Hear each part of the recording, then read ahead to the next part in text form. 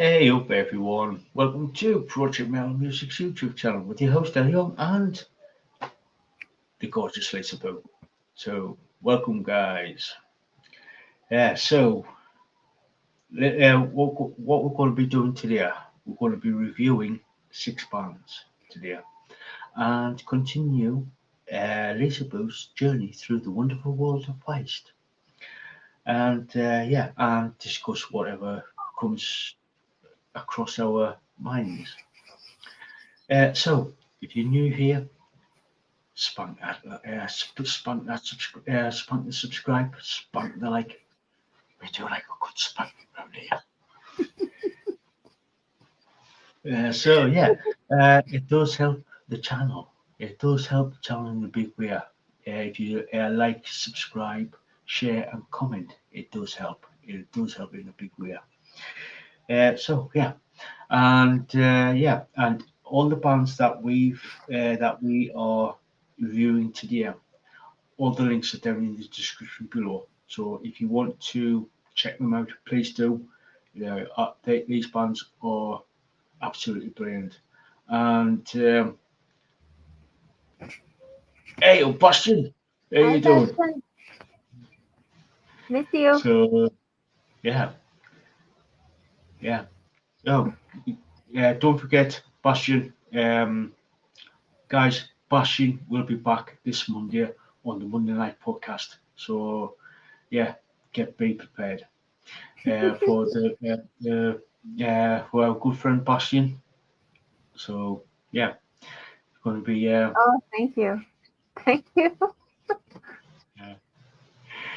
yeah. Things have sort of like developed Bastion. Yeah. So yeah, I it's let been my a hair lot. down. Yeah, there's been a lot of comments about Lisa's hair. How gorgeous it is. It's natural. This one lady Yeah, thought I got a perm, and I'm like, no, it's natural. yeah, yeah, yeah. As Steph Right. calls it, can't be bothered hair. Yeah, yeah, yeah. So, yeah. Um, oh, I forgot to pin the post pins. Uh, Lisa. So, guys, check out Lisa Boo's uh, check out Lisa Boo's store over on Etsy. She's got some amazing stuff. So, Lisa, tell people about your lovely little store. Uh, it's called Buddha X Studio. It's on Etsy. I have crystals, stones, rock collections, raw stones, polished stones, bracelets, pendants, necklaces, lots of bracelets that I myself do. Um, I got quite a few different things, towers, spheres. Um, go check it out if you love crystals and stones, and if you're looking for a gift for anybody. It's always a good place to go. And if you are looking for something in particular, you can message Lisa over on Etsy, as um, there is a chat function there. So if you're looking for something in particular, get in contact with Lisa, and she might actually help to get it for you. And That's no yeah, worries, Bastion. I was more than happy to stand in for you. Just glad it helped. yeah, yeah, yeah. It'd be good to see you back there, Bastion. So we've missed you. Yeah. So right, let's start the show. What right, where are we? One, that one. Right, the 6 bands that we're going to be reviewing. The bands are Imperial Age, After Forever, Armageddon, Dragon's Frost, Electric Temple, and Timo Tolkki. I hope I pronounced that right. Apologies if I didn't. So, right, let's start off with Imperial Age. So, Lisa, do you want to start this one off? And the song that I chose this one. The song is called Legacy of Atlantis. So, take it away, Lisa. Well, Imperial Age is a fantastic symphonic metal band. I guess that's what you call them, right? Symphonic metal. Yeah. Yeah. Yeah, they're so amazing. But this one, it had the orchestra and the choir, which was so cool. And it was a live performance, which I love. I love, love seeing live performances. So yeah, that was really cool. Love the start with the bass and the drums, of course, right away. Guitars coming in with the orchestral backing, amazing. The vocals start with the male and the two female lead singers. Yeah, and always great vocals with this band. They're such wonderful range in their voices. Guitar solos were excellent. The rhythm section was amazing, and I really loved the transitions in this song. It's so smooth. They work so well together. The pace was good. The tempo was amazing. Loved it. The whole band works awesome together. Loved the use of the orchestral backing. Excellent stage presence always with this. The costume. I love the costume. The lighting was amazing. The colors and the rotating light. That was super cool. Lyrics were amazing. Basically, it tells the story or the myth behind Atlantis, right? So yeah, amazing band, amazing band. Yeah. Now, like we keep saying, we do not compare notes. Once we chose the songs from the and bands, we do not compare notes. We do not sit at the back of the classroom passing notes to each other. We go off into our little corners, write up the review that what we think, and basically this is the first time we hear each other's thoughts. And Lisa, exactly the same, literally exactly the same. Yeah, yeah. Like I said, we do not compare notes behind the scenes. We do not pass messages to one another. We just take we go for into our little rooms, in our little corners, and say, right, this is what I think. And exactly the same with the Imperial Age. Exactly the same. Love the bass and drums at the beginning, and they're brilliant and solid throughout. The rhythm section is absolutely brilliant. Loved the orchestra, and the guitars at the beginning when they come in. Loved all the band, all the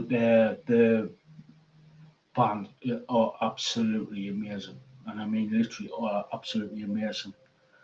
Um, Now I love the setup with the vocalists, like the two female and the male singers, because the male singers got that sort of like baritone, deep voice singing, deep voice.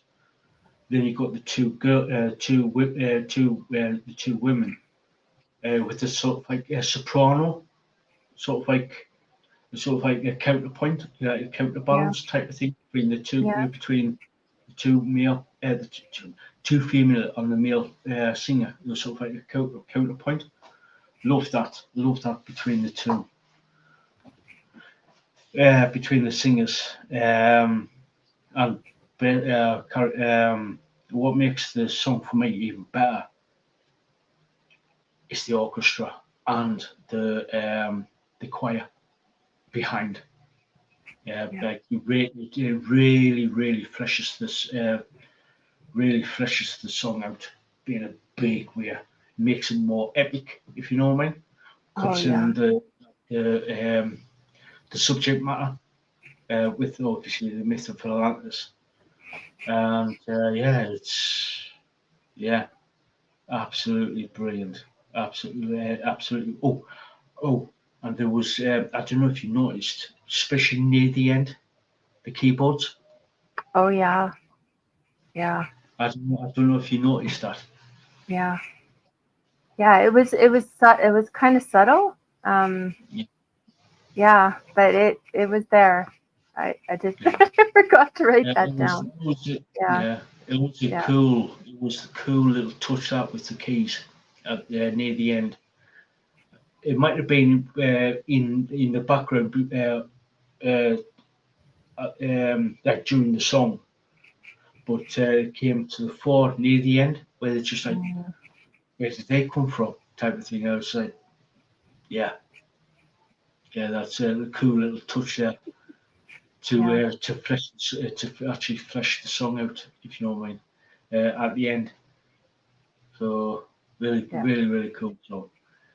So, Lisa, what did you rate the song? I was I was very tempted to give it a 10, but I gave Yeah, it a strong 9.5. I was so tempted. Like right there. yeah, They're so yeah, good. I liked the touch too when he thanked the crowd and that at the like near the end of the song where he yeah, stopped and thanked everybody for being there because it was around Christmas time, wasn't it? Or Boxing yeah, Day or maybe so, yeah, yeah, yeah, yeah. Hey up, that was John. How are you doing? Hi John John. Lammy's in the chat. Hey up, John. Yeah, yeah, it was like that was a cool touch with the guy with the male singer say there thanking everybody.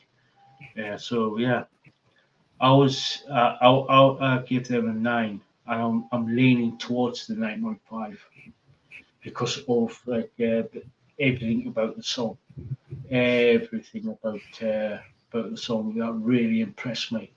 Much I've been following Imperial Age for quite a while now, and I've always done some banging songs. So yeah, a solid 9, definite solid 9 for me. But I'm sort of like leaning towards the 9.5 area. Yeah, So yeah. yeah. Now, yeah. So the next song is from a band that is sadly no more. But the last couple of weeks, I've sort of like introduced Lisa to the band after forever. Now, the first song that I introduced Lisa is One Day I Fly Away, the Randy Crawford song, and she loved it. And then they introduced it to the Eagle That Men Do, the Amen song. She loved that. So the next song that I've introduced Lisa to is called "Come" from the Reimagine album. So, Lisa, what did you think? Well, I really come to love this band, and sadly, yeah, they're no more. But their music will live on. Love the use of piano in the start. Oh, I love piano. So that was amazing. The drums and the guitars the drum and guitar backing is amazing. So strong. The vocals by the lead female singer. Oh my goodness, spectacular. Such range in her voice. Transitions were really good. The use of the orchestral back is amazing. And I love the keyboard and the piano because there was keyboard in there too. I could hear it. So it was like, yeah, I love that. I love that. Bass solo. Oh my goodness, I love bass. So that was super cool. I love when they do a solo. Um, love the guitar riffs, and the use of the piano near the end just set it off. It was like, you know how I said how it's like bookends, how it, yeah. Yeah. Um, love the piano solo at the end.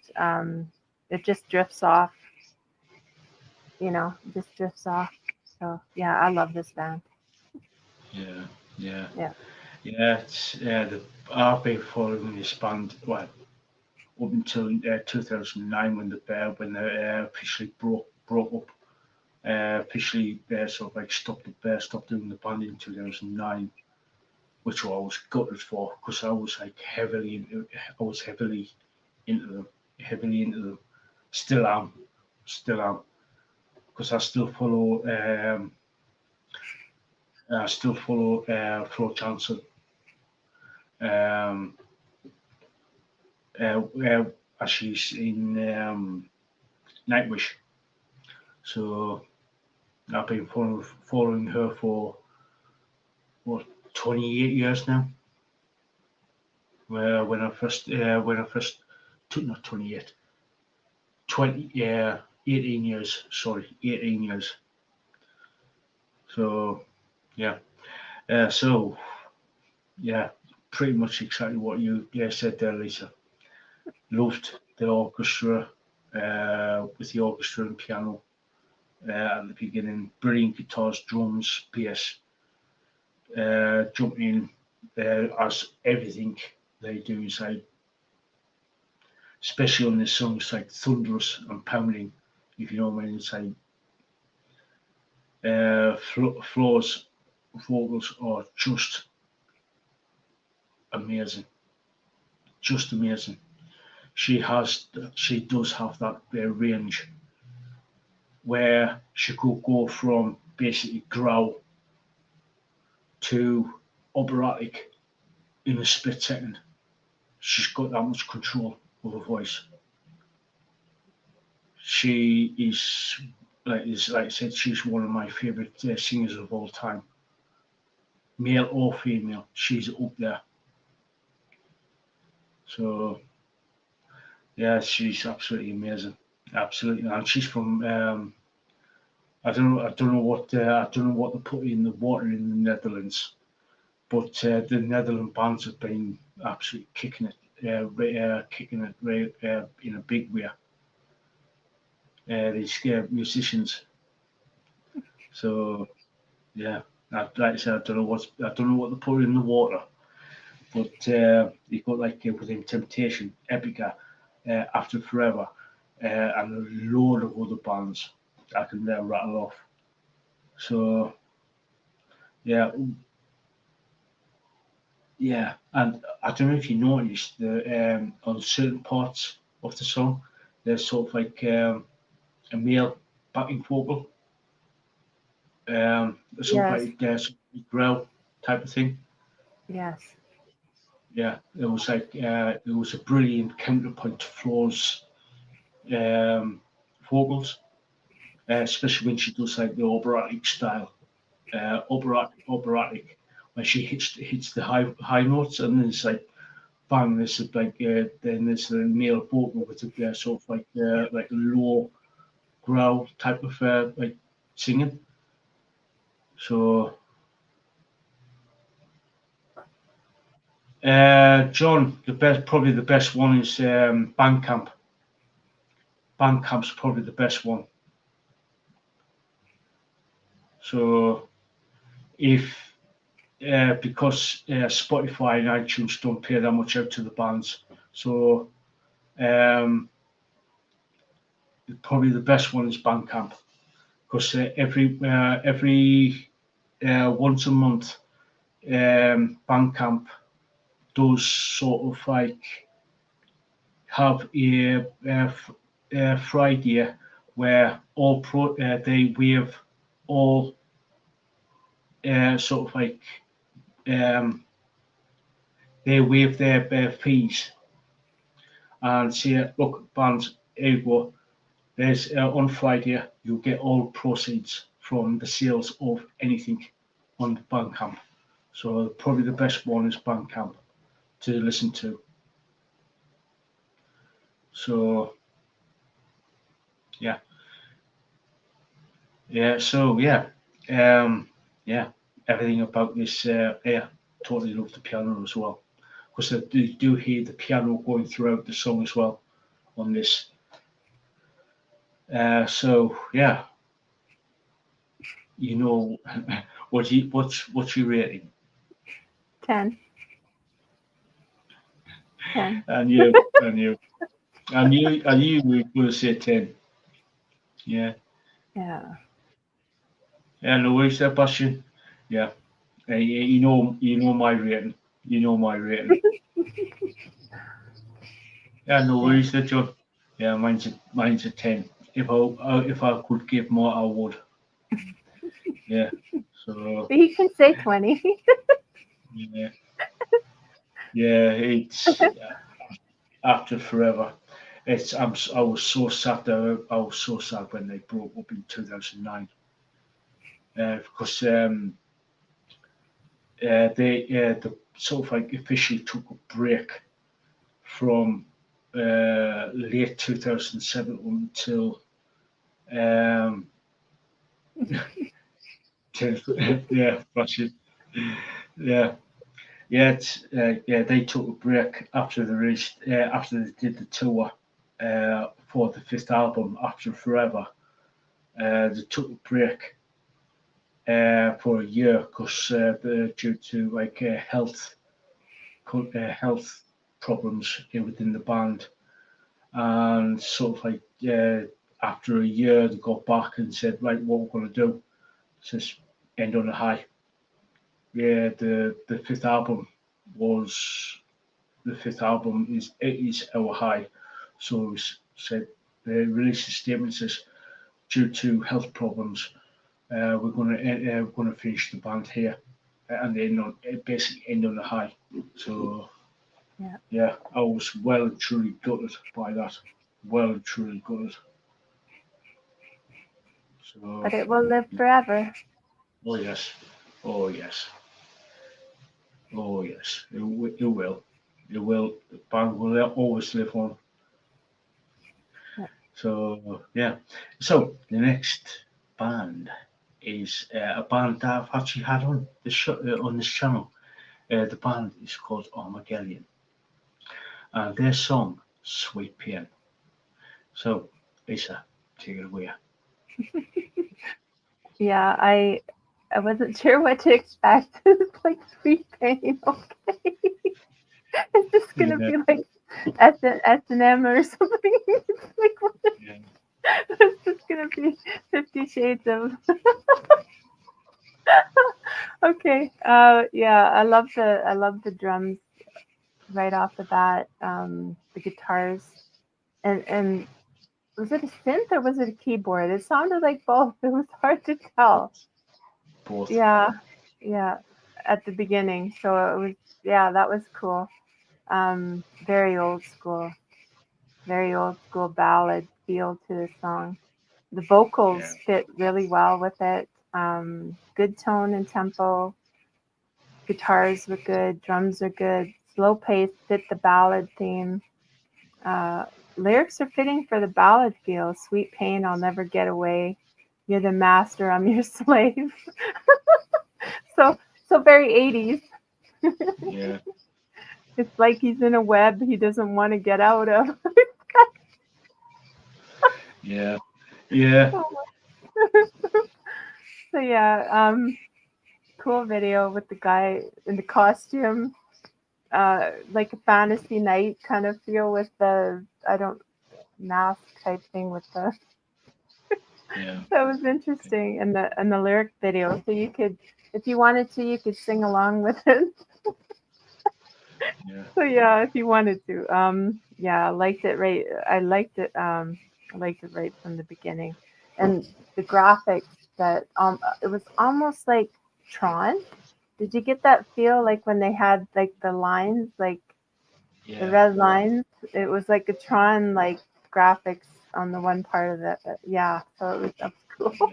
It was like a very stereotypical 80s vibe music video or 80s like sort of like commercial vibe to with like the sort of like the oh god what's I did have the proper name, sort of like geometric Oh sort of yes, like vibe.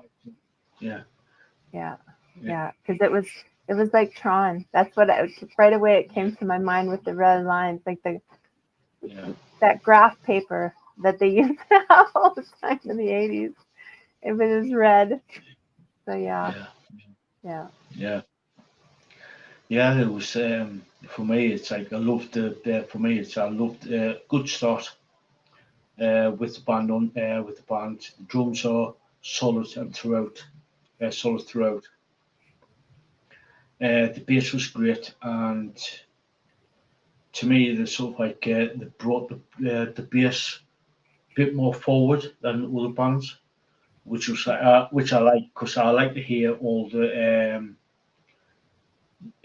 instruments being played together, and you can actually hear them individually, but meshing together really well. If you know what I mean. Yeah. Um, the guitars. Oh god, there's some good guitars on this song with some really good solos. Um, the vocals from Armageddon. Yeah, that's the guy's name. Um, they are. He's a good singer. Really good singer. I really enjoyed the vocals on this because it fits in well with not only with uh, the meaning behind the lyrics and everything, but also the style of the music that they were going for. Really good. Um, and it's sort of like, yeah, for me, the lyrics, sort of like, you sort of like touched on about it with like being in sort of like in a web and he can't get away, but he doesn't want to get away. That's what you sort of like that's what the lyrics is sort of like saying. I want to get away, but I don't want to get away because I love it here. If you know That's what I mean? right. Yeah, Yeah. yeah. Yeah, he's to me, um, it's sort of like he's sort of like addicted. He's addicted to like being like you said in the song, master. You are the master. I'm the slave. He's sort of like addicted to that sort of like setup. Um, uh, I don't particularly want to say it, but it's sort of like I said. It's uh, yeah. It's yeah. S&M. Yeah. S&M. Yeah. Yeah. S&M type of thing. Mhm. So yeah, it's like I said, it's a Well, we good do song. talk about spanking. Yeah. Oh god, yeah, yeah, yeah. It was a yeah S&M type of like sort of like relationship, if you know what I mean. Yeah. Sort of like yeah. So yeah, it's a good song. Really, I really liked it. Really liked it. So what did you rate the song there, Lisa? Well, it was hard to decide because I gave it an 8, but then I'm kind of in the middle, like 8 to 8.5. It's right in Yeah, there. It made me go back to the 80s. It was kind of a cool um, trip back to the 80s. yeah, yeah, So yeah, yeah. yeah, right in between Um, there. Yeah. yeah, yeah. The same. I give it a solid 8. I did. I definitely give it a solid 8 because, like I said, sort of like reminds me of the bit of like harking back to the 80s but also sort of like I wanted to give him an 8.5, but I'm sort of like like you, I'm somewhere in the middle between an 8 and an 8.5. If you know what I mean. Yeah. So It's hard to because it's like it's right in there somewhere, like right in there because yeah, because that I love it when the bass is like more up front, like you were saying. I love that when yeah, I love bass solos too. I love it yeah, when they do those. yeah, Like, yeah, yeah. yeah. Yeah, good song. And like I said, guys, if you want to check these bands out, please do. All the links are in the description below. So you can like get if you and don't forget we choose these bands just out of it they caught our attention, shall we say, and we bring these bands so and to you guys. So yeah, please when you do check them out, come back to us and say yes or no. Yes, I do like these bands, and say yeah, no, I don't particularly like that particular band. Don't worry, we all know that everybody's got different tastes. Everybody's got different tastes. So Hmm. yeah, yeah, as long as you're respectful in the chat, in the comments and stuff like that, yeah, please, yeah, please check them out. That's all we ask. You never know, you might actually like some of the bands, or all of them. And if there So is a song or a band that you're really loving right now, put it in the comment section. Not a link, but just the band and the song, or just the band, so then we can check them out. That it gives us the gauge of what people are listening to and what you're listening to and what we can bring more of. Yeah. yeah, yeah. Or if you are in a band, please, yeah, let us know and say, oh, Lisa, I'm in this particular band. I'm the guitarist, drummer, or whatever it is. Check. We've released a new song. Do you want to check it out? And we'll check it out. So yeah, Or get a hold of so, Bastion because Bastion's back. yeah, Yeah.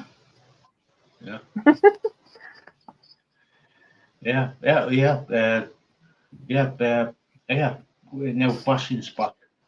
Yeah, just say, oi, El, Lisa, Bastion, check this band out.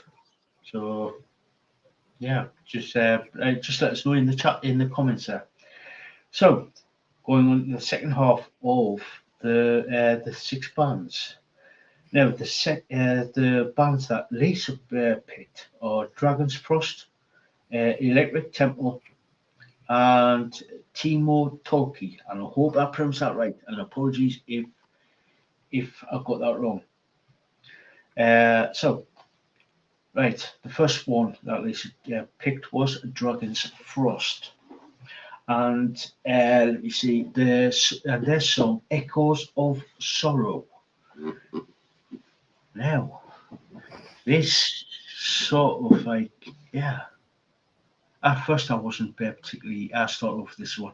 At first I thought it was like, I wasn't really sure about the song at first. But after about, what, two, maybe three listens, I got it, if you know what I mean. Sort of like, um, when the first starts off, it's got that piano intro, which was pretty cool. And then which is good. Then the singer comes in like sort of like soft, like softly, with the soulful vocals at the beginning, and then sort of like then with a sort of like good bass accompaniment just in the back. It's very softly in the background, Yeah. and then then all of a sudden, bang, the guitar's kicking. I was like, what the, what the, I was like, what the hell, what the hell? I was like, oh, so now that's a good touch. The transition from like the soft, sort of like, sort of like almost sort of like folk type. I don't know how you describe it, sort of like the soft side of things. And all of a sudden the guitar's kicking. I would say that is a good transition. That was a good transition. That the the guitar's got some really cool. When they do kick in, they've got some really cool solos on there as well. Going through later on in the song. Um, the vocals are good, really good. They're raspy vocals, and absolutely brilliant.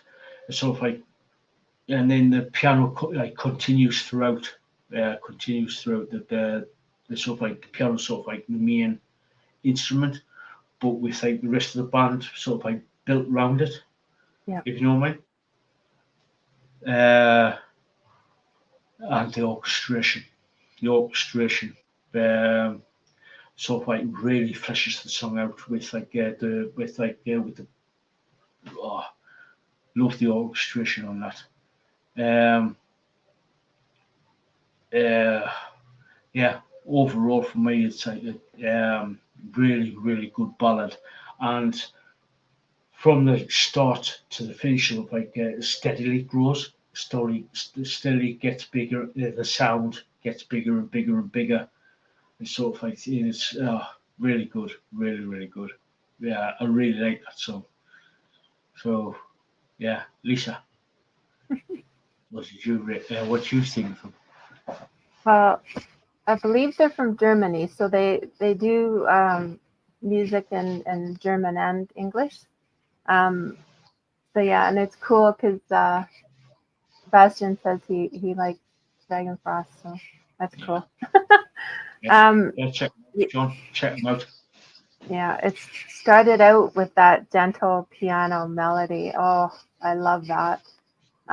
It gradually increases in tempo though and energy, and so yeah, I love it when it's like it catches you off guard. All of a sudden, it's just this slow, piano melody and all of a sudden, Yeah. yeah, it tells the story of a lonely. I guess would really be a singer, but at the like because it's kind of like ancient times, so it'd be like a bard, a lonely bard going through abandoned cities, and hope and despair follows him. Yeah, the vocals are amazing, low and raspy, but so perfect for the song. The lyrics are amazing.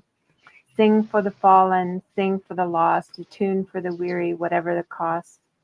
Yeah, I love listening to the lyrics. Um, Powerful riffs throughout the song. Drums are excellent. Um, I really love this band. They work excellent together. Their music, like the music is infused with like Viking and Nordic elements a lot in Dragon Frost, which I really like that. Powerful song, full of emotion. Yeah, I love this band. Yeah, yeah. Yeah, So yeah, it's a really good band. I really liked it, especially when that transition from like the soft melody type of thing, and then they introduced the guitars. I was just like, I felt like it's been musically it's been smacked around the head. If you know what I mean, like musically. When they introduced the guitars, I really like that transition. I wasn't expecting it at first.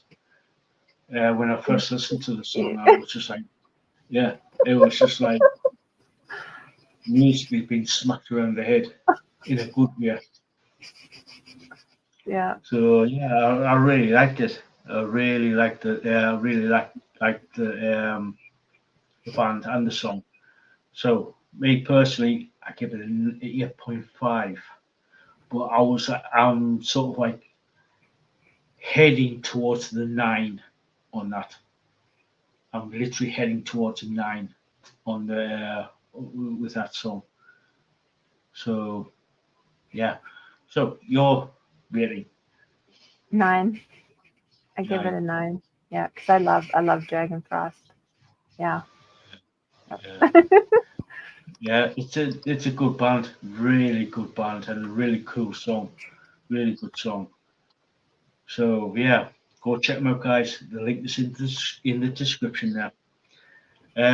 Right, right. The next band is a band called Electric Temple, and their song "Big Black Hole."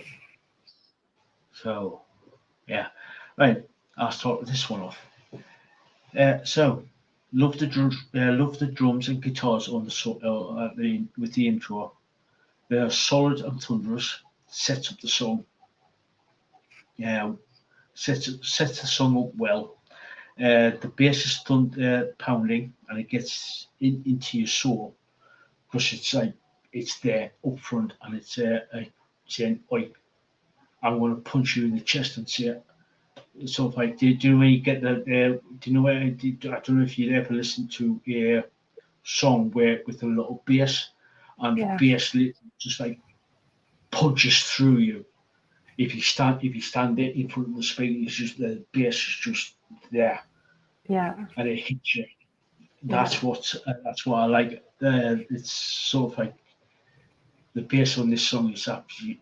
If you listen to like through a decent sound system, the bass is there and it would sort of just like punches you straight in the chest, straight into your soul type of thing. I really like that. The vocals are really good and raspy fitting well with the hard rock sound of the band. And there's some really, really, really um, cool guitars on this. And I need to watch this again. I really need to watch this again because the video to it is like really, really cool. Because the band's sort of like standing there and it's like sort of like an open sort of like in the night sky, if you know what I mean, with like the stars around them and stuff, being a big black hole type of thing, as the name suggests. So I really need to listen to need to listen to the band again and the song. So yeah. So Lisa, what's your take on the song and band? Well, they're a really cool band. Yeah, it started out really strong with the drums and the guitar. Yeah, I like that. Like that when it just gets you. Love the beat. Really, it really has that 80s, 90s kind of heavy metal, like that feel to it, right? Yeah, The yeah, vocals are strong, very strong by the male lead singer, and the other band members have awesome backup vocals. Great harmonies, like the transitions. Guitar riffs are excellent. The rhythm section is awesome. There was a guitar solo a little over halfway at 2 minutes 21 seconds. Oh, killer guitar solo. yeah, Um, yeah, really, the lyrics are dark. Big black hole darkens your soul, swallows you up, and never lets you go. Yeah. yeah, Combination. This band is a combination of seasoned musicians, right? Andrew Freeman uh, was in Last in Line, Lynch Mob, and Offspring. He's the vocalist, right? Mike Duda is on bass, and he was in Wasp. Matt Starr was in Ace Frehley, Mr. Big, and Kicks, and he was on drums. And the guitarist, songwriter, producer is Tony Childs, and he was in Shanghai. So yeah, great talent in this. They basically just formed here at the beginning of 2024 with all these kind of seasoned musicians. So yeah, it's awesome. I love this. I love this band. Love this song. So yeah. yeah. I don't know if you noticed after that solo, but just over halfway through, the singer Yeah. the singer comes up, and when when the guitarist was going like that with his guitar, the guitar the singer just comes up and headbutts the guitar. I don't know if you noticed that. No, I was listening to that solo, right? I was just like, no, I didn't see that. I'll have to watch it Yeah, again, even though I watched it yeah, like 3 or 4 times. It was like, yeah, sometimes I would yeah, be more yeah. intent on Just the after music. that, yeah, just after that, that when he finishes the solo and he shakes the guitar to extend the notes out. The singer comes up and headbutts the like obviously fakes the headbutt. But yeah, he headbutts the guitar. So Cool. yeah, that was I don't I like to say I didn't know if you noticed that one. No, I didn't. Yeah, yeah. I was I had a little chuckle at that. I was Yeah. like, yeah, yeah. It makes a difference to guitars playing the guitars with the teeth. Yeah. Yeah, so yeah. For me, the rating for this song is an 8.5, but um, I'm sort of like going over to the 9, sort of like, but it's a solid 8.5. I need to hear more from how this band works, how this band like sort of like works with each other. So yeah, yeah, solid 8.5. I'm a So 9. 9. nine, 9. 9. Yeah, yeah. So yeah, really good band. Electric Temple is pretty good, really good, and the song Big Black Hole is really good, really good. So the last song of the for this part of the show anyway is Timo Tolkki, and the song Thule. Ultima Thule. Now, I did a little bit of research on Ultima Thule, well, the name, because I have heard of the name before. Now, the Ultima Thule is a Greek, um, Roman sort of like term where Ultima Thule is basically far away land, i.e., some people say it's Scotland, some people say it's Norway, some people say it's the Shetland Islands, some people say it is Greenland or Iceland. But it's sort of like it's sort of like a Roman Greco sort of like thing of a far away land type of thing. It's something like that, but also it's got shall we say World War II bad guy connotations, i.e., Aryan race. So yeah, that's unfortunately that's the sort of a little bit of history Yeah. behind it. It's the World War II bad guys. Yeah. So yeah, but song the actual thing is thousands of years old. The actual title must fuel. So anyway, the song brilliant. I really like the intro with everything from the band. The guitars are brilliant. The drums are pounding. The bass is great. With the bass line. Um, the vocals are good and on point throughout. The song builds up with everything on the song. The the transitions, the transition between all the musicians are absolutely brilliant. Uh, um, yeah, And there's some really cool guitar solos on this. Really cool, really cool transitions, and really cool guitar solos on this as well. Now, some of the obviously this band's from Finland, and it's got like a lot of Nordic history there. Like within, if you take a look at the lyrics, it's also a lyric video as well.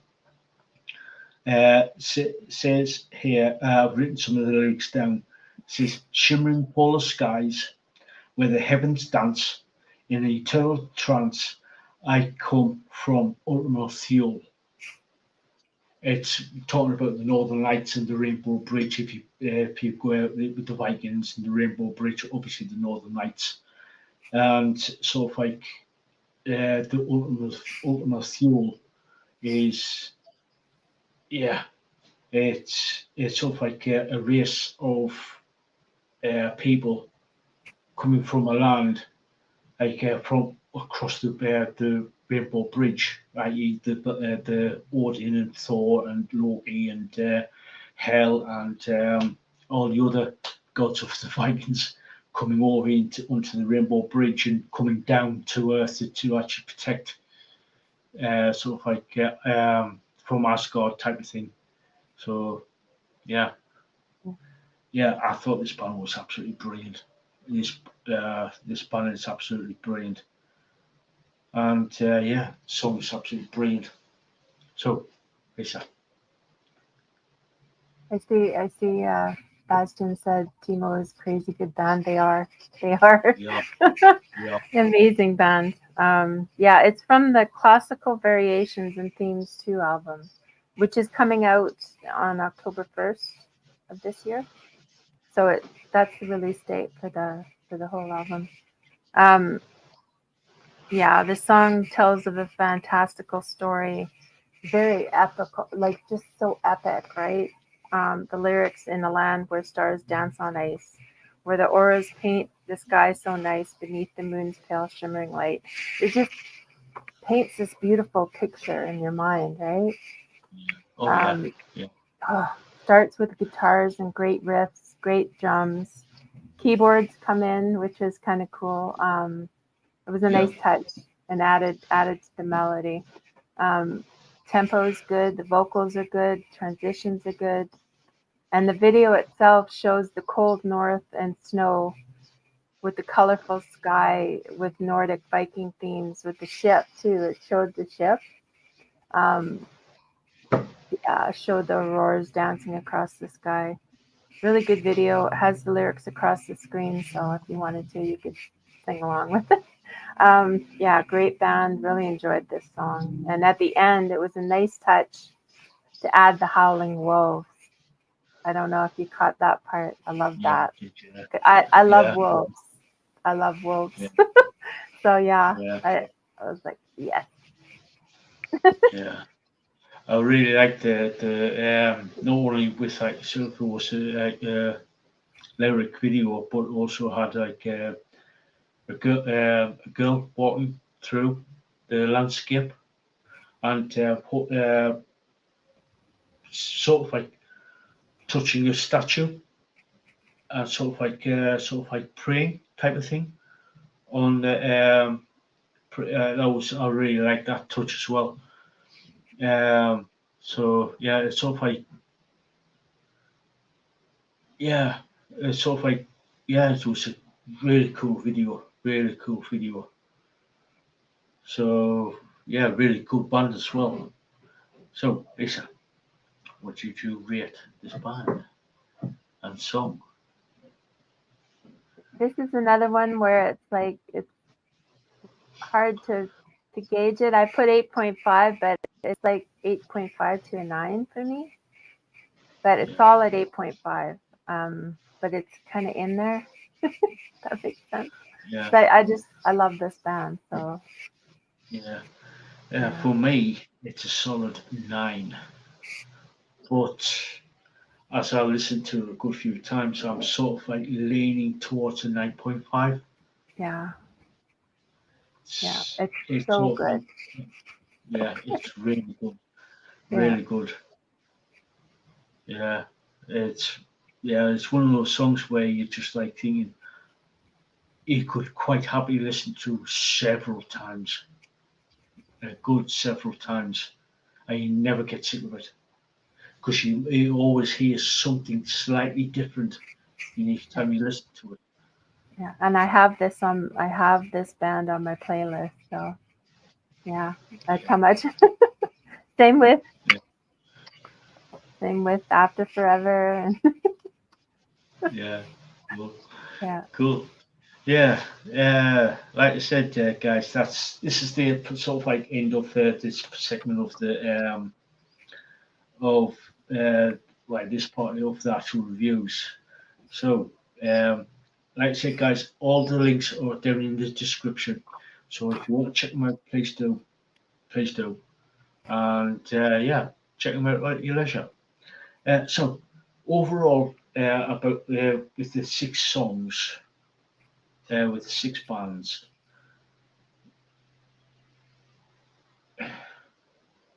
Which one was your favourite? Like overall, in the overall grand scheme of things of the 6 bands. After Forever, I think. It's always gonna be up there for me. I think so. Yeah. Yeah, And then probably Big Black Hole would be up there. And but it's hard because it's like they're all so good. I want them all up there. yeah, yeah. Yeah. It's yeah. I know what you mean. Electric Temple and After Forever is so amazing. Imperial Age is so amazing. It's hard to choose. I put them all up Yeah, there. yeah. That's the thing. There's that many. There is so many bands out there. It's unbelievable. It's unbelievable how many brilliant bands are out there. Yeah. And most of these you just don't hear about, or if you do, it's like you only hear them in passing type of thing. Yeah. So, Well, which is sad. Yeah, here they don't play. Like if you were to listen to like a radio station, you don't hear these. You hear the top 20, top 40, whatever, and you don't unless you're listening to like um, digital, right? Um, you don't hear all these different newer indie bands. yeah, So yeah. yeah, Unless you actually listen to independent internet radio, yeah, such as Digital Revolution Radio. yeah, It is hard for these up and coming bands to actually get played, to actually hear these bands playing on the normal radio, and I say that loosely. yeah. So yeah, It's not it's saying that those radio stations aren't good or anything, but it's if you want to hear something unique, indie, up and coming, newer bands and stuff, um, it's just more difficult for them to get that airplay. So with Digital Revolution, you they do have that. They do have those little, you know, with those kind of places, you can hear the newer up and coming indie bands that need that support. yeah, So yeah, yeah, especially like there's so many shows on brilliant shows on the Digital Revolution Radio. Yeah, it all comes underneath the rock and metal banners, but it's like each show has its own little differences, if you know what I mean. Some yeah, play just sort of like alternative rock, alternative metal, that type of thing. Some others play sort of like sort of like just hard rock or just heavy metal. Another one. Some of them sort of have a mixture of sort of like mixture of genres on the show.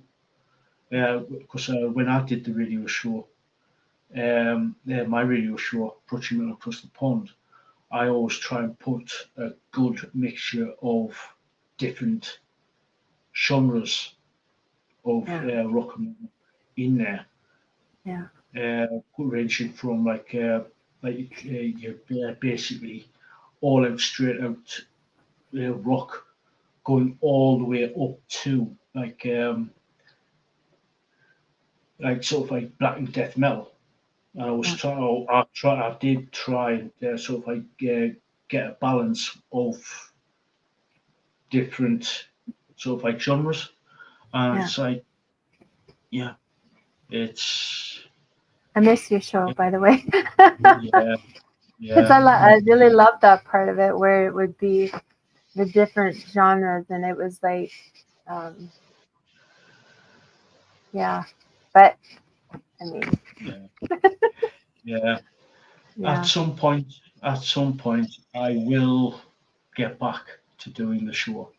I will get back at some point, but personal reasons, which I won't discuss here, personal reasons. At the minute, it's difficult.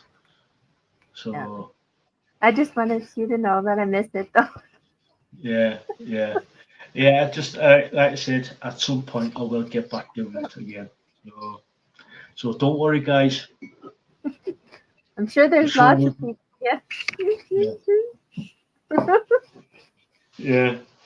The show will be back. Don't worry. At some point in the future, it will be back on Digital Revolution Radio. So don't worry, guys. It will be back. Yeah. So yeah, it's like I said. It's like there's so many bands out there that it is hard. It is hard to sort of like get to hear these bands. The only I would say the only one easiest way for these bands to get some notice is go to your social media, share the videos out, share the songs out, say, excuse me, and say to your friends, "Oi, check this band out. This band's absolutely brilliant." Or go to your favourite station, say, "Oi, I want to listen to whichever band you've been supporting," and it's like, yeah, it does help the band out. Shout out, keep shouting about your favourite band and saying, "Oi, check this band out," and go if you can afford to buy the merch. Go and support them in the venues. Go to the live gigs if you can afford to. So it's there's a lot of different ways you can support these up and coming bands. There's a lot of different ways. So that's why that's why I kind of started following Glow Stick and stuff and supporting them on Kick and stuff too, because they're an indie band. They're a smaller band. They're try to give as much promo for them as I can give. And since Lisa introduced me to Glow Stick, I actually interviewed the bassist here a few weeks, but how long was it? About 4 weeks ago now? If not longer, I'm not sure. I'd have to look. Time kind of flies. Yeah, Buddha was on. Yeah. Buddha was on. Yeah, Buddha, one cool guy. So they're all cool. Yeah. I've spoken to Jay and Buddha. Is it Jay, the drummer?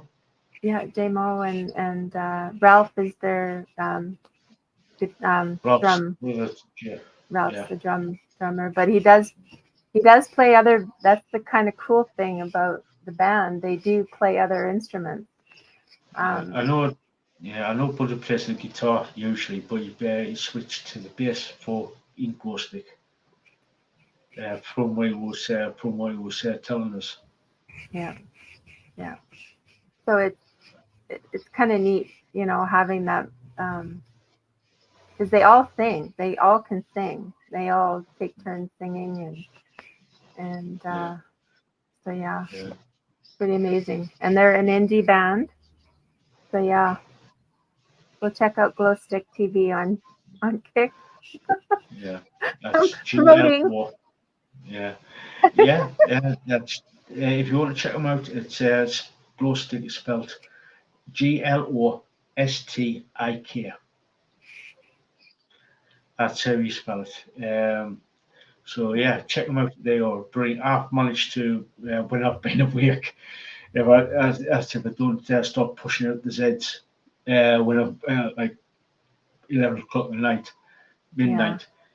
I try and catch alive now and again. yeah. Because So they do go a little bit earlier because they have a a sound ordinance thing, and and they don't have soundproofing on on their garage, so they lost their the place where they the used to studio, play to a yeah, tornado. yeah, So now they're playing out of the garage. But I mean, it's awesome. Like it's yeah, awesome yeah, music. yeah. It's sort of like you can't really sort of like pigeonhole the band, can you not? There's sort of like a They bit of everything. they're so eclectic in their Yeah, what they play. They can do covers. They can do they do like bluegrass. They call it bluegrass hosted, and they have like the washing board and do like bluegrass, and it was so funny. They would do them like barber shop, where they would do like barber yeah, shop singing, and yeah, they're such characters and just cool yeah, guys and cool bands. So yeah. yeah. And then from time to time they do have guests coming in. Oh yeah, Matt Suarez and um, yeah, there's quite a few different musicians that come in and do a guest appearance. The last live I caught was a couple of days ago, and they had a guest. Yeah, I think Yeah, that I was can't remember. Matt. I think that Yeah, was I Matt was. Suarez. Yeah, Yeah, yeah. I couldn't remember the guy's name because I was well, basically I was passing out literally from tiredness. Because I think it was just after midnight here in the UK when they went live. Yeah, So yeah. I know you were trying. I was trying to stay awake as much as possible, but the Sandman called it to us. Yeah, Uh, yeah. So they are a cool band if you guys want to go check them out. yeah, oh yeah, they're really cool, really cool. Yeah. Yeah, really cool. So right, midstream grit. Lisa Boo, I need to go to the little boy's room and can you take over for a bit and Yeah, yeah. make sure you grit your store. Okay.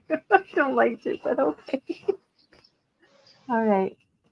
Okay, guys. Make sure you hit that like, share, subscribe, comments, all that good stuff. If you have a band that you are listening to and you want us to check them out, put it in the comments section. Um, yeah, put the name of the band and the song or whatever. And if you are a band uh, and you want us to want Al to interview you, then just give us a shout.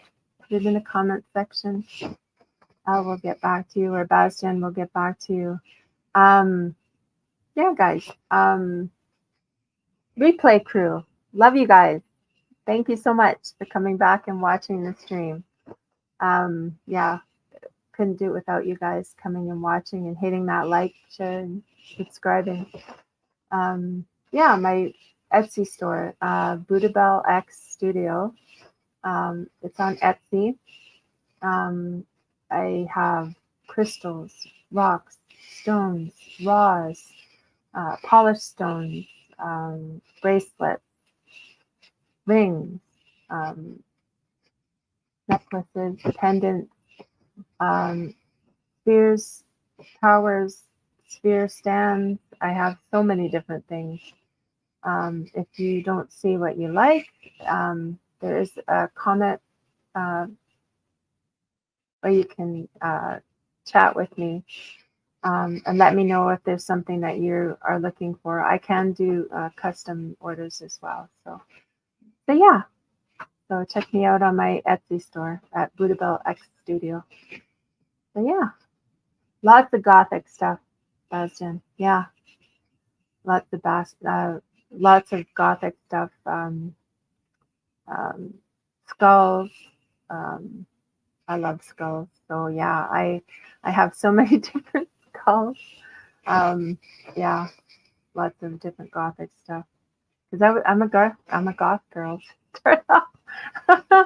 So yeah, I was major into goth. Yeah, lots of goth stuff. And if you're looking for anything particular, let me know. I can get tarot cards, and I do have pendulums and lots of different metaphysical stuff. But yeah, lots of cool stuff. And if there's anything that you don't see there, just let me know. Yeah. Yeah, I'm goth girl. I will always be goth girl. So yeah. Yeah. So yeah, guys, make sure you hit that like, share, subscribe. Yeah, like I said, replay crew, we love you. So yeah, you're back. Yeah, I'm back. Yeah. Hey up, replay crew. How you doing? Hope you're doing all right. Let us let us know how you are in the comments.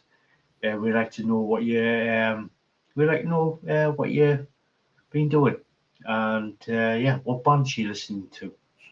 So yeah. So hope you sort of like yeah, like our Lisaboo there, taking over for a few minutes. So going on to the next one, next segment, which is the wonderful world of Feist and Lisaboo's journey. So since we last spoke, you were reading the Betrayal, which is book one of the Krondor books. How far are you getting? I am on chapter 15. So I'm getting there. I'm on page 270. So just past, well, just a couple pages into chapter 15. Yeah. So, yeah. Getting there. More. So you can More. see it. That's the book.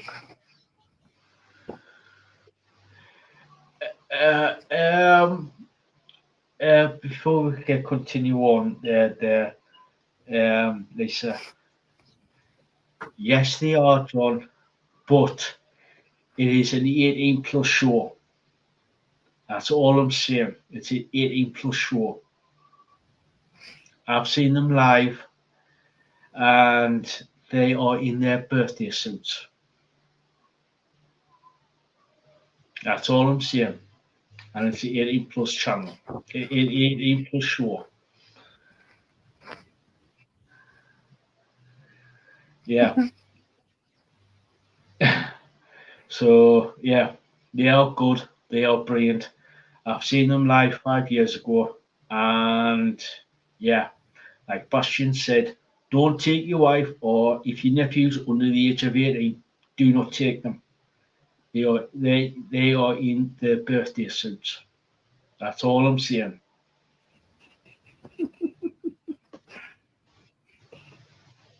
Unless your So wife is good with that. yeah, yeah. I know that the sub girls are sort of like very decisive, divisive. I can't speak today. Why I can't I not? actually I I have seen some of their videos. I think we talked about them before. I think Yeah, I we do. think you and Bastion did a you were talking about them. Yeah, The what this is a while back. yeah, Yeah, and you had talked about. I did see a video. Um, I think that video it was very scantily clad, not quite birthday suit, but scantily clad. Let's put it that way. yeah, But I yeah, mean, if your wife is good with it, then whatever. So, or different strokes for different folks. Like, yeah. Oh yeah, there might be women yeah, that really might like that. so, so I mean, yeah. right? Oh yeah, yeah. Like I said, it's an 18 plus show. That's all I'm saying. Good So no band. shame, no shame Yeah, to anyone. yeah. Yeah, When I saw them, um, when I saw them, I always keep hearing about the good side, the good things about the band, and I've also seen the negative side of things. People saying, "Oh, yeah, they're just like they're taking after Wendy Williams, they're taking after this, they're taking after that. They're only doing it just they're only in the birthday suit just to get noticed." But ultimately, they are a good band overall. The two sisters, yeah. the two sisters, From what I good singers. from what I Sorry. saw too is they're very active on stage too, right? Yeah, They're running around and stuff, so they might get hot. Like I'm trying to think of like the yeah. They something start. logical. Like Yeah, they start out in the birthday suits. mm, They start out in the birthday suits. okay, So so then they put stuff on. no, they stay in the birthday suits. Okay, they must have put something on for the video then. Otherwise, they wouldn't have been able to do a video, right? Yeah, yeah, yeah. When they do the lives, they are in clothes, but they are scantily clad. Yeah, Obviously, if they went full birthday suit, they'll get kicked off YouTube and Facebook. But in the yeah, live gigs, they go full birthday suit, pretty much yeah, full. Last time I saw them, they were just in the underwear, in the panties. yeah. Well, But they're young women. They're yeah, they're pretty young women, so I have no shame. Like I have no I put no shame on them. yeah, I've always yeah, tried to like be mindful of of not putting that on women. If that can give them more promotion, they're young women. They have nice bodies. Then more power to them, kind of yeah, thing. yeah, So yeah, yeah. It's like I said, I've seen the positive and the negative for exactly, Bastion. Bastion. It yeah, yeah, not yeah, one for general public. yeah, yeah. I would say just be on the yeah, just be on the cautious side. Just say it's an 18 plus show. So, Yeah, John, if your nephew is 18 or over, yeah, by all means take him. But yeah, be very mindful that they are just go on the premise is they're going to be in the birthday suits. when you do take, if you do want to take them Yeah. to the show to see His the parents Sluggold. may not agree with that. Yeah. Yeah. So be very mindful. Yeah. Be very, very mindful. So yeah, get back to Feist. Right. You are just started chapter 15 of the Betrayal. Without giving too much away, how are you finding it? Amazing.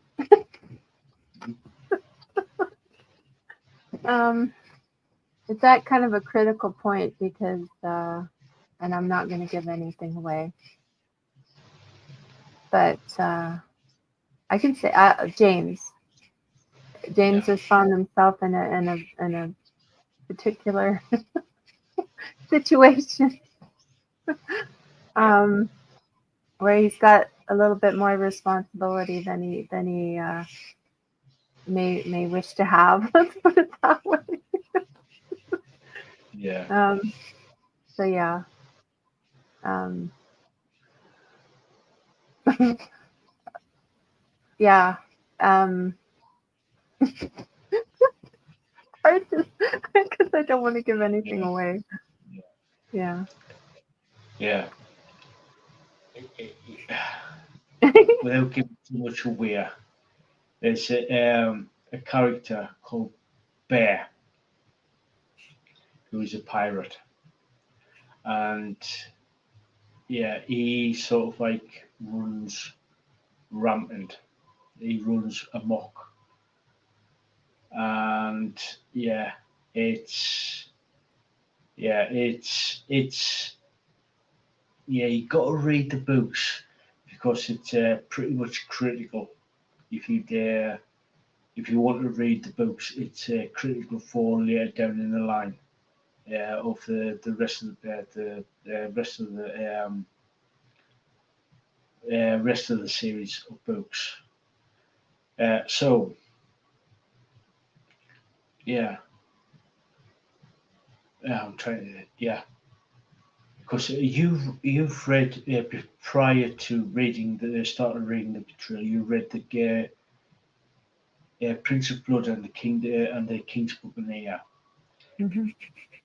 How are you finding the storyline in the Betrayal? Is it starting to answer a few questions with Well, yeah, the yeah, because from the Rift War, well, from the Rift War to Prince of the Blood, it was 20 20 years. years? Yeah, So there was 10 years in between because this one is 10 years after the yeah, Rift War. So that's 10 years that I didn't, what happened in between there. Um, so yeah, it is answering like how those characters,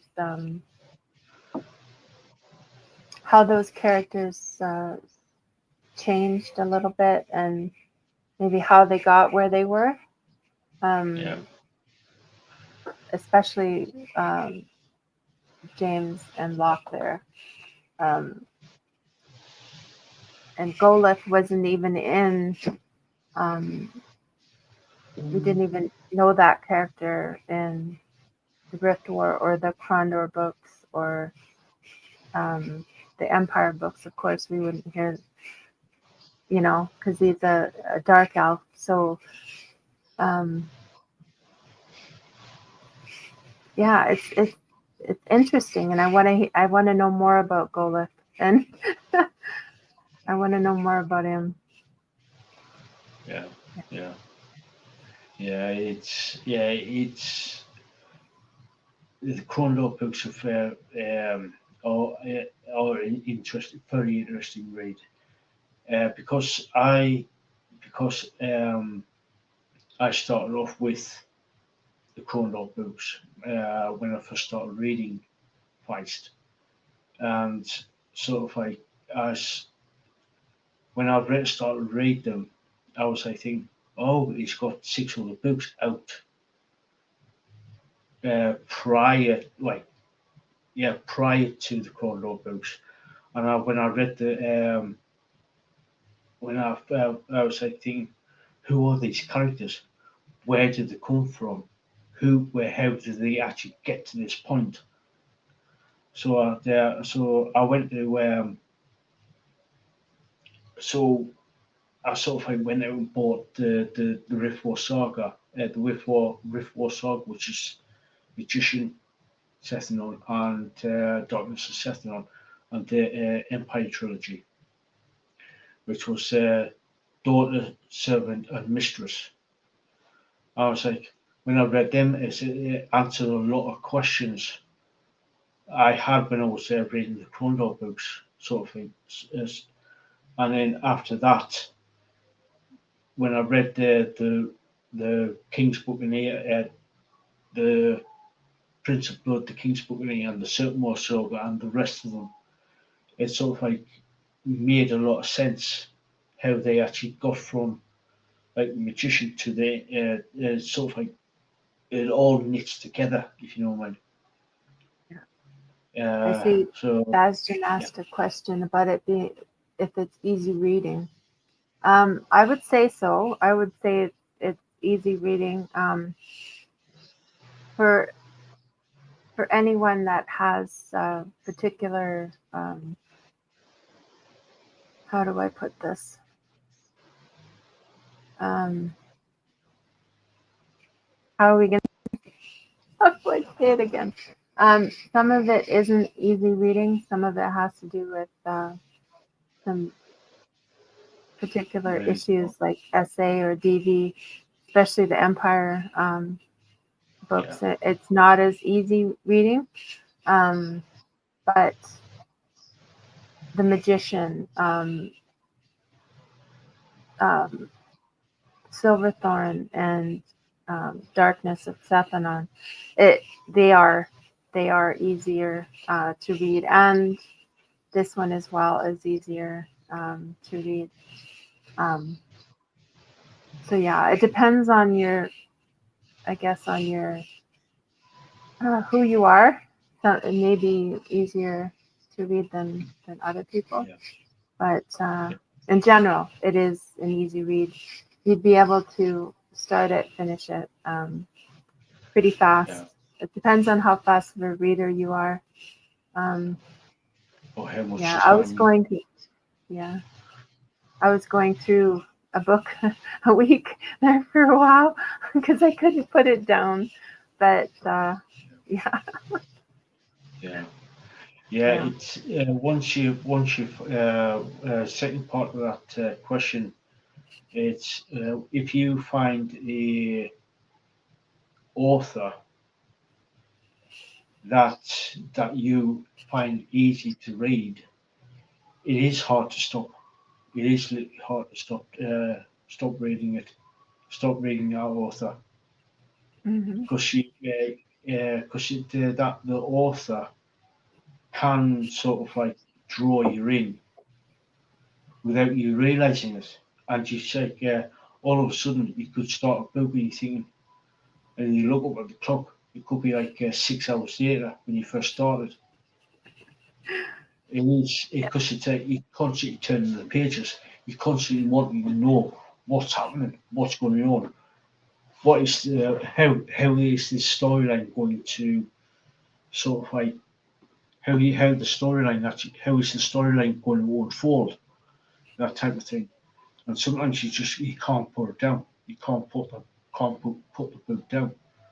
Yeah. But Magician was those first yeah, books. Oh my goodness, was it ever hard to put it down? I had to like be very mindful because it was affecting my sleep. Where I'd be like getting into the book in the evening, and then all of a sudden 2, 3 o'clock in the morning, and you were already up, and it was like you're still up. Yes. yeah. Um, it's like with if you sort of like really like that particular author, you get so invested in the storyline. When you do go to sleep, you start dreaming about that particular. Yeah, so you start. So yeah, yeah, Yeah. yeah. Yeah, you do sort of like when you get invested into not only into the story that the author's writing about, you sort of like when you do finally get to sleep, you do sort of like it happened to me when I was reading the Empire books. Yeah. I was like I tried to, when I was asleep, I was sort of kept waking up and says, how the hell did I dream about what Mara was up to? What harebrained scheme was she thinking of coming up with now, trying to get out of trying to get out of the situation that she was in. How the hell are you? You know what I mean? And you sort of like, yeah, you might be reading like the stuff like seeing what Mara was up to, but also you sort of like you in your subconscious when you're asleep, you're thinking like, how the hell are you gonna? You sort of like focusing about what Mara's doing, but Yeah. at the same time you're sort of like looking around where she was, where what she was doing, but looking around to um, say for instance she was in the holy city, and you just like think, oh my god, because the Feist was sort of like very descriptive of what you know. What I mean, very descriptive of the city, the holy city, with this big gigantic amphitheater, the emperor's palace, or or if they're going to into say the Great Plains, or down up in on the Coleman Estates, or down in the culture hives. You just I think you see you get to see all these little details that he puts in, Mhm. and you sort of like then you can start smelling, Yeah. especially when you're in the dream, you start smelling start smelling the spices, the everything. You know what I mean? Yeah. It's Well, they talked about that, like with the toja hives and stuff, with it being like a spice and that kind of a humid um, yeah, smell. So it's very descriptive, and I see. Yeah, I can hardly. I hope they do a TV series. Like, yeah, we were talking about that too, right? Like yeah, how a series would be able to, because they could break it up a bit better and have like, yeah, because they'd yeah. have to have how many movies? Um, altogether, there's 33 books of the Rift War cycle. Of all the books together except for one, which is nothing to do with the actual the actual the main storyline. But if they can't just do it in like a movie series, because basically it's too epic, too big. So it's got to be sort of like a TV series, Yeah. and that's just for the book one of the Magician, which is like the Apprentice, and then part two, sort of like the book two, which is like Milamba and the Valero, and you got sort of like you got to break it all down. The TV series will be a lot better. The TV series will be a lot better for Feist because they can explore the different aspects of, especially the magician, explore the different storylines that Feist has. Feist has developed so many characters, so many integral characters to the storyline, where he can't just put it into a movie. Take a look at Lord of the Rings with Peter Jackson. He couldn't put. He wanted to put everything in the movie trilogy, but he couldn't, because each film would have been what, about 5-6 hours long. Yeah, as it was, they were long. Like, and then if you watch the extended cut, gosh, it was almost 4 hours, I think. Yeah. Yeah. And I have them. I have all of them. I have the extended cuts, the director cut. I have the whole. I have them all because, of course, I love. I love them. But I think he's asking what actors would be good. I think Tom Holland would be good. Pug would be a good Pug. We talked about that, right? Yeah. Yeah. Now, for me, Tom Holland for Pug. But for Thomas, now, I would have said if Arnold Schwarzenegger was a lot younger, I would say Arnold Schwarzenegger for Thomas. But it's hard to actually for Thomas. It's hard, because Thomas is 6'6" in the book, and built like like a bodybuilder. He's massive. Yeah. Well,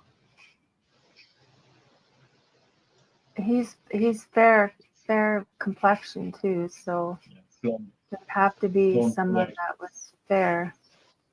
Yeah. But I mean, hair, they could dye, right? Easy enough. But complexion wise. Yeah. Female. Yeah. Oh. Well, if Reese Witherspoon was younger, I think that would be a good Princess Caroline. Yeah. Gotcha. Feisty Caroline. Oh God, she wrapped Hope Roland and every other boy in the Castle Crazy around her left finger. And yeah, it's actually hard, because all the characters got their own sort of like traits. You know what I mean? That's why for Tom Holland, because Pug is smaller, right? So him, it was like right away. That's the picture I had in my head of who would play him.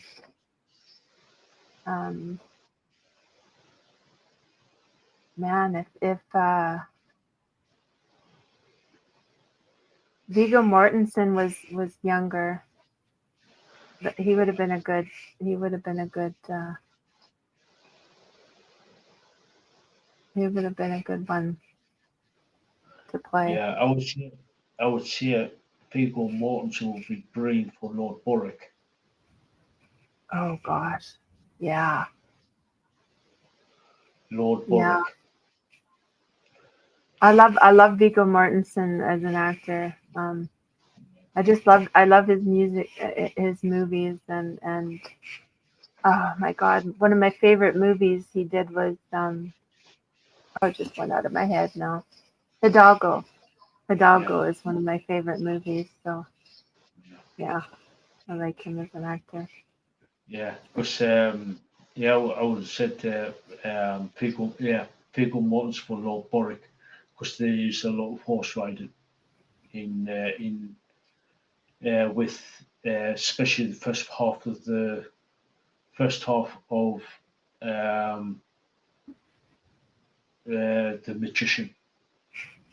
There's a lot of horse riding, and I know he's an accomplished horse rider. Yeah. So And if was the actor that played in he was in the Expendables and he was in Rocky. He was the Russian. He was the boxer. yeah, There.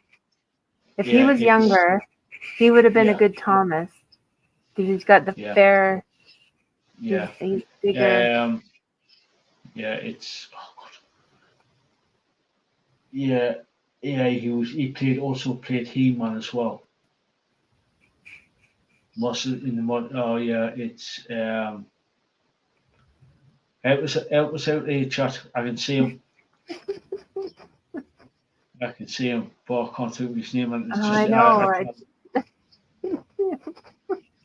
yeah, brain fart. All you guys Yeah, on the replay crew are gonna be like, ah. yeah, yeah, yeah, I can just see him too. It's just like he played a really good bad yeah. character in Rocky. I will crush you. Uh, live research. Yeah, life research it's doing my head in. It's literally doing my head in.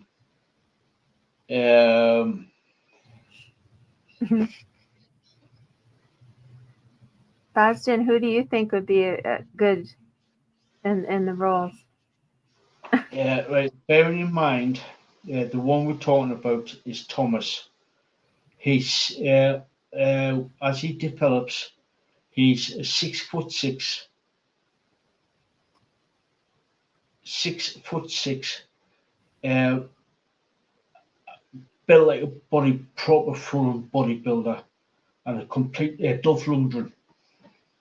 Yeah, Dolph. Yeah. Yeah, That's why I had that picture in my head of him for Thomas.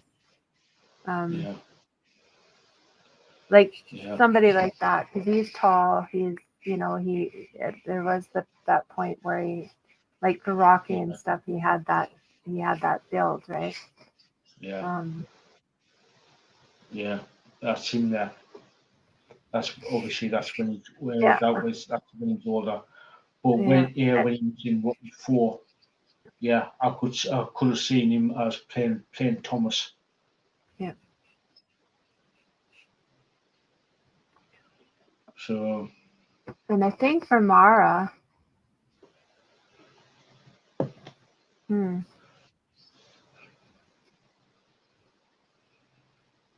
maybe Zoe Saldana yeah, or look up Zoe Saldana. See, I can't remember what she looks like. Um, uh, yeah. I would have said um,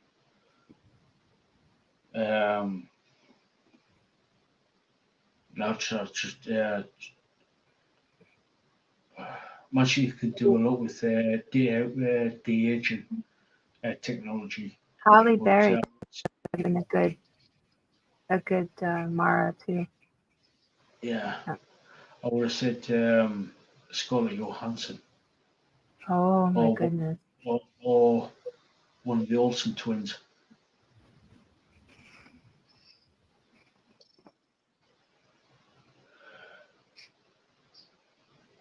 Yeah, I can see. Yeah, with complexion they can. Yeah, Yeah. yeah, right. He's Zoe Sultana. Nah, No, nah. I could kind of see the complexion, right? Yeah, She's petite. yeah, but yeah, I would have said either one of the Olsen twins or um, Scarlett Johansson, or even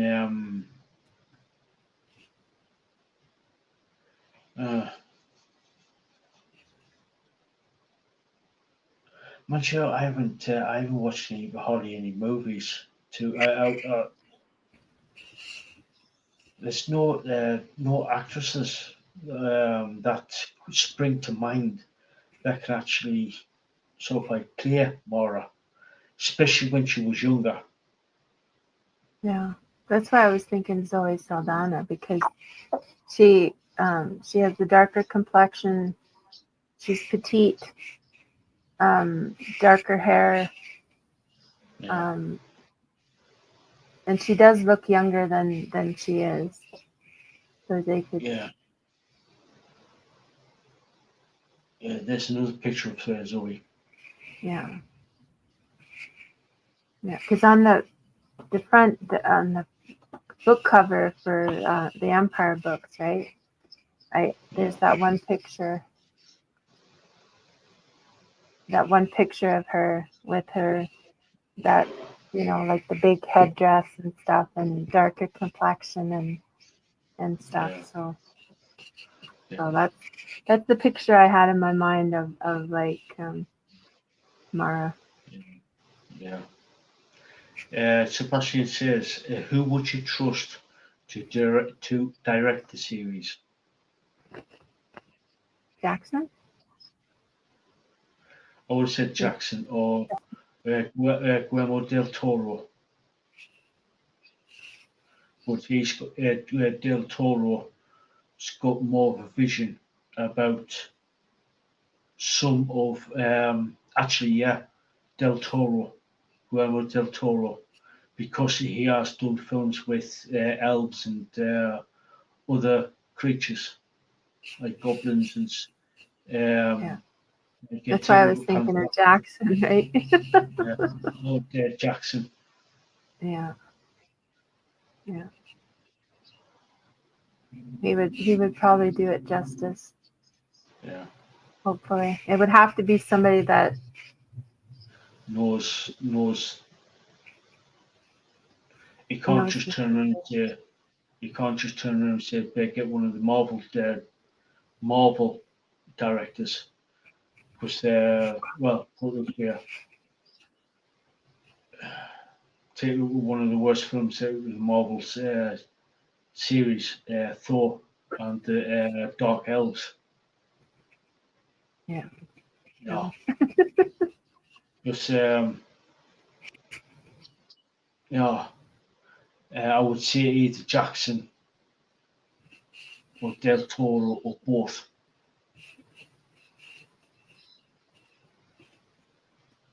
Yeah. to direct the series, because basically they know what they're talking about. They know what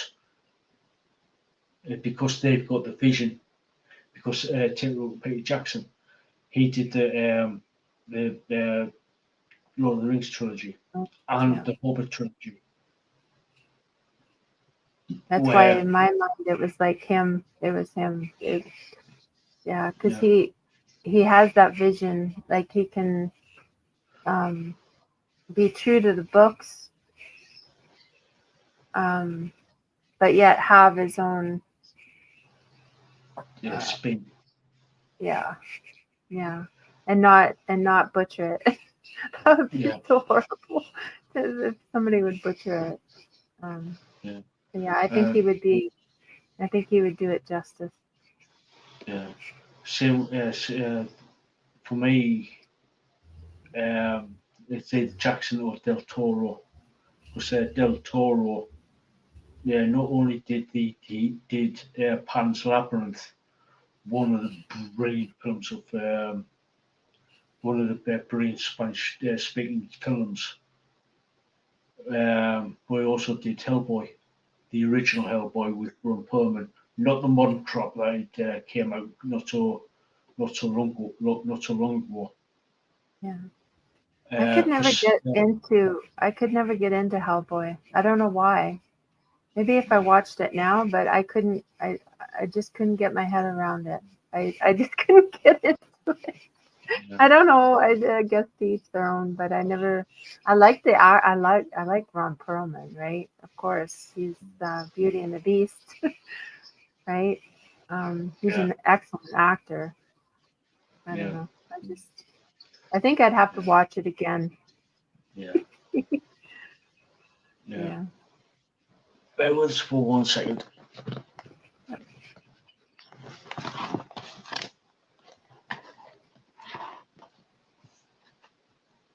Yeah, they need a lot of money to do it.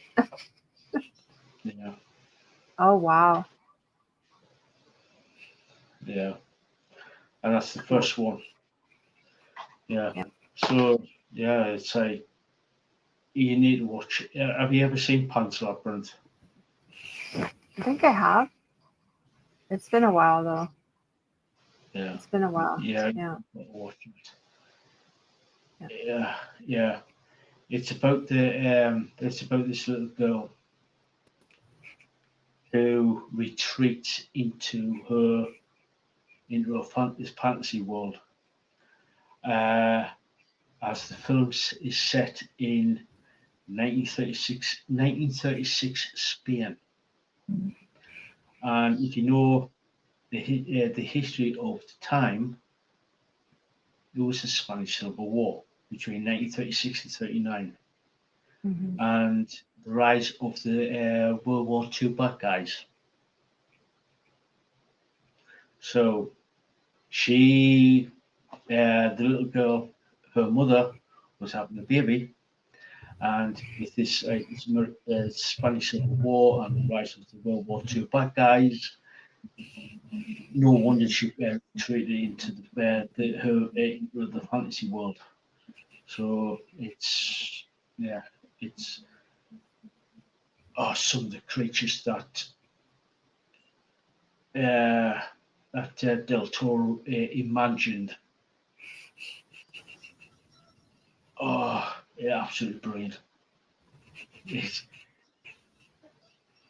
he's proper. Oh, you got to watch it. You got to watch it.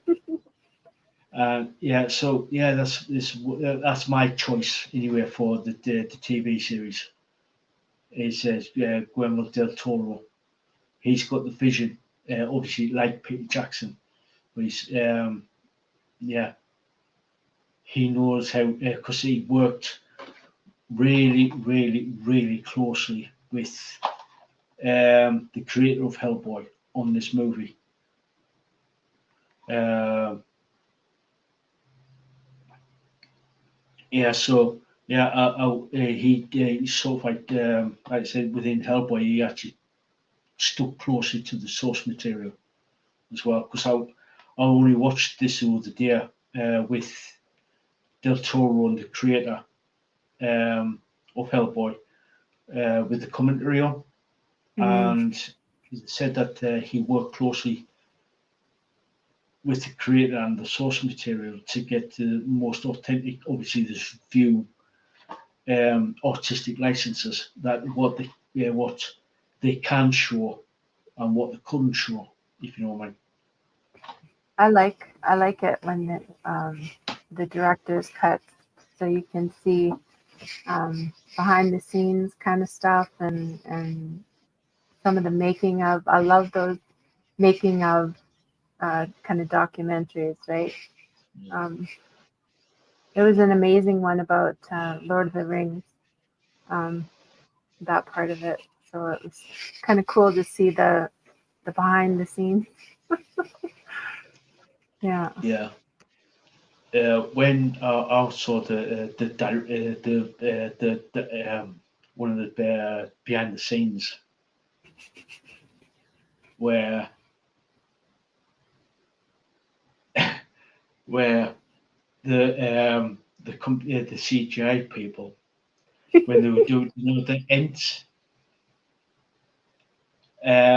when they were attacking the tower or one of the when there was like when Treebeard saw that the destruction and of the forest. I think it was the orcs were like in the furnaces and producing all the armor and weaponry.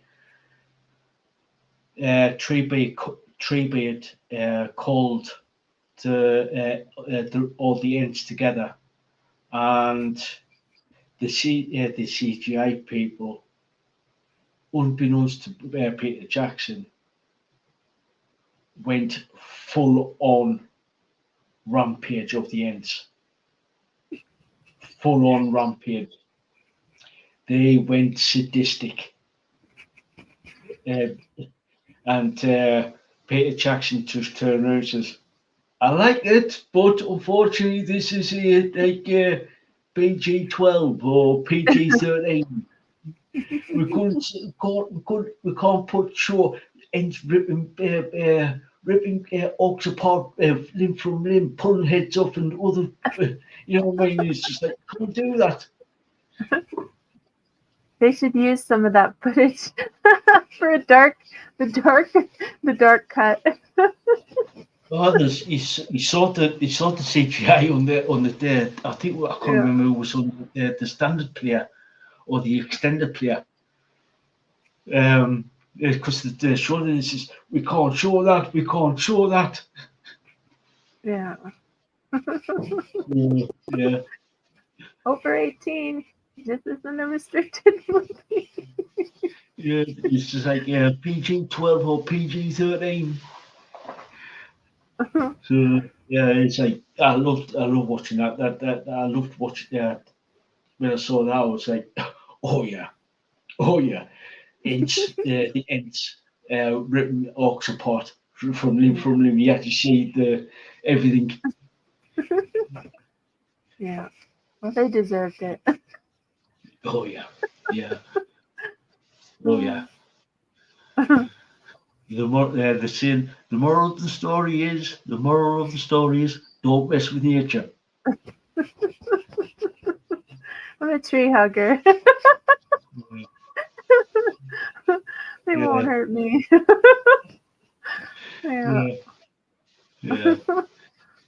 Yeah. So yeah. It's either if to get back to the original question, who would you trust to direct the TV series of Feist? It's either toss up between or both Peter Jackson or Guillermo del Toro. So hope he answers that question. So yeah. So getting on for 2 hours now. Any final points you want to make? Any topics you want to raise? I think we covered everything, but as usual, make sure you tell the people that you love them, because we don't know how much time we have in this world. So all the hugs, all the love, and replay crew, hi, love you, and everybody that came in. Thank you, Bastian. Thank you, John. Thank you guys for coming in.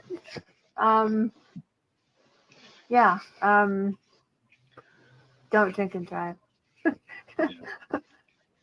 Yeah. Oh god, yeah. It's a full-on dick move.